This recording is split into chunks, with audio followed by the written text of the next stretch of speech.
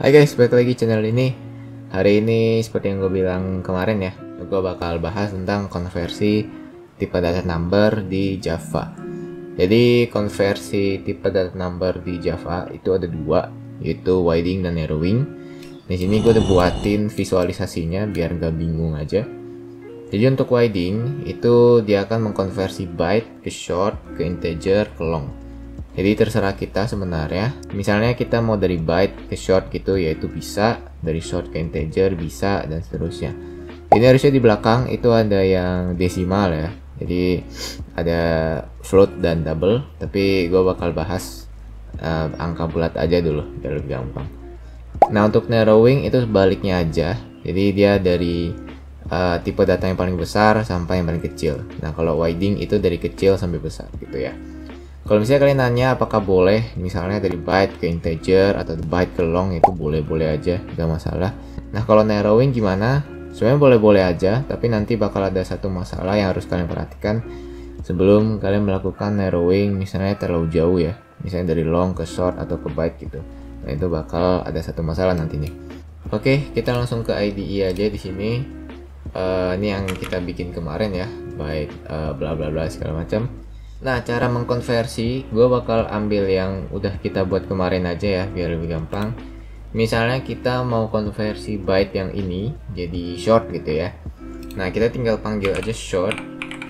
Habis itu bikin terserah namanya apa, konversi short misalnya. Sama dengan angka byte. Nah, jadi sama dengan belakangnya, itu kalian masukin aja variabel yang menampung byte-nya ya. Nah ini kalau kita print konversi short, dia akan muncul 10 berarti. Ini kita run.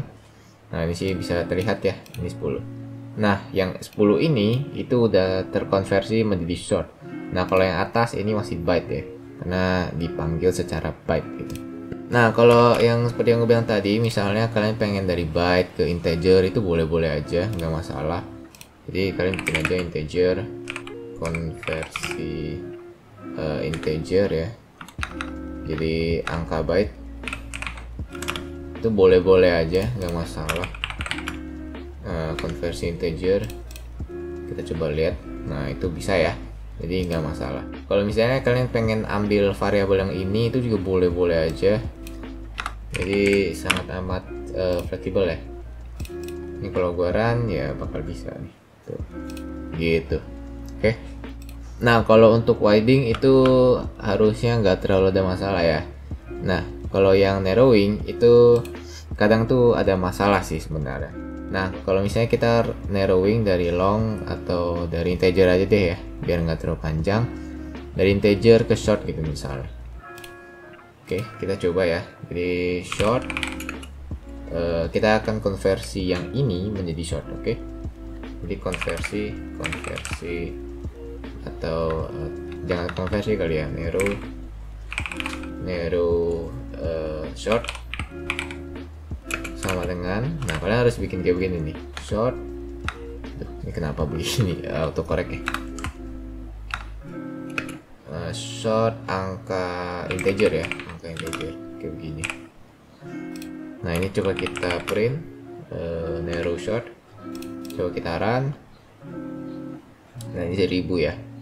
Oke, nah yang 1000 ini itu sudah terkonversi menjadi short ya. Nah jadi yang ini, yang angka integer ini sudah terkonversi menjadi short.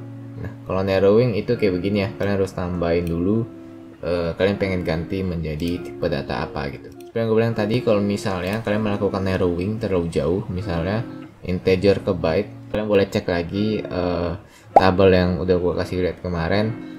Batas apa namanya, batas minimal dan batas maksimal data yang bisa ditampung oleh byte ya gitu ya. Nah di sini kan integer gue itu 1000 dan byte itu cuma bisa menampung sampai 127 ya, dan dia minimal di minus 128. Nah di sini kita coba aja misalnya byte narrow byte ya, byte sama dengan byte, kita masukin angka integer ya, angka integer. Nah kayak begini. Nah ini coba kita S out, apa yang akan terjadi? Ini kalian bisa lihat, ini gue run. Nah, ini munculnya malah min 24. Padahal di sini angka integer itu 1000 ya. Nah, jadi apa yang terjadi kalau misalnya kita mengkonversi terlalu jauh ya?